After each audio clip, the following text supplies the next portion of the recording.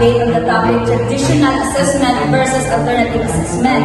So traditional assessment includes quizzes, exams, standardized tests, while alternative assessment includes projects, portfolios, presentations, and performance-based tasks. So each student will present an opening statement, followed by rebuttals and closing remarks.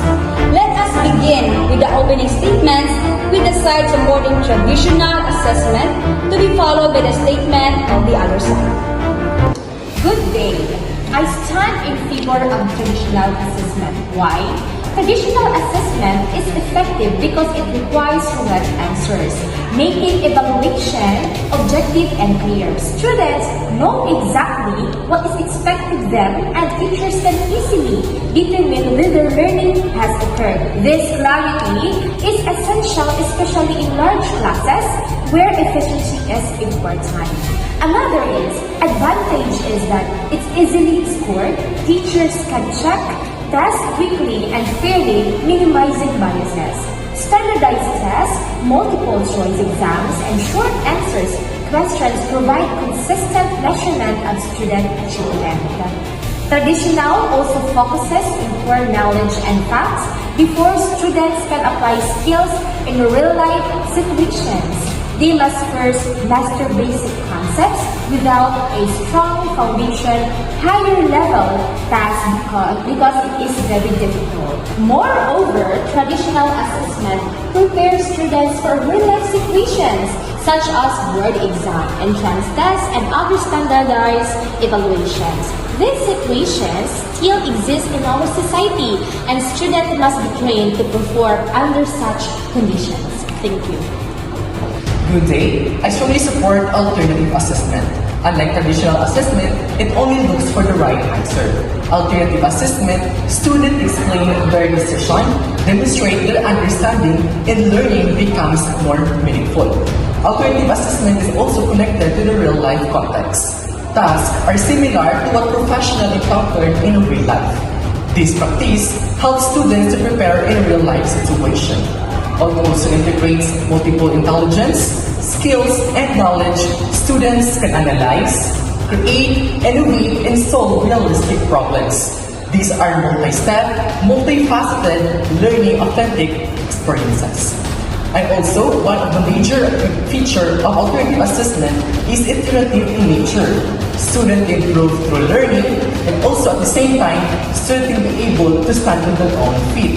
They can be able to grasp new knowledge and also lifelong experiences that can be able to adapt in a real-life situation. Lastly, alternative assessment is designed to give students practical experience and improve future performance. Learning becomes more engaging, reflective, and student-centered. Thus, alternative assessment develops critical thinking, creativity, and real-life competence. Thank you. Thank you. We will now proceed to the rebuttal round. Side supporting traditional assessment may respond first. While alternative assessment sounds ideal, it has limitations. First, it is difficult to score because tasks are complex. Grading can be subjective and time-consuming. This can lead to unfair or inconsistent results. Second, alternative assessment requires very extensive planning and resources. Not schools have the facilities, time, or materials needed for such tasks. Traditional assessment is more practical and efficient, especially in large classrooms.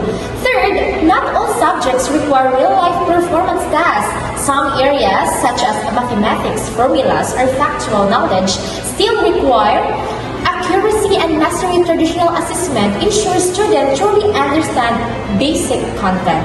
Lastly, students also need to experience pressure situations like exam. Traditional assessment prepare them for standardized tests they will encounter in higher education and employment. Therefore, traditional assessment remains essential and should not be replaced completely. Thank you.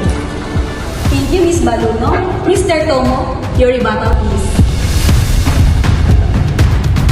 Thank you. Traditional assessment uses only easy score, but it is also lab is connected from real-life situation. Students memorize the facts and forget them after the test. Learning becomes temporary. Traditional assessment also isolates skills and focuses too much on facts, while real-life outcomes requires integrations of multiple skills. In contrast, alternative assessment mirrors how knowledge is used in actual situation. Moreover, the one-shot approach is unfair to many learners. One bad day can ruin students' performance.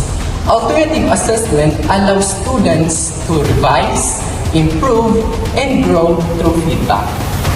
Finally, giving only a score does not help students improve. Alternative assessment, positive, meaningful feedback that guides learning and builds confidence. Thus, alternative assessment promotes authentic, long-lasting, and deeper learning. Thank you. Thank you to both students for your insightful arguments. This debate shows that both traditional and alternative assessments have strengths. As educators and learners, it is important to use assessment methods that best support student growth and learning. So that concludes our discussion. Well done, everyone.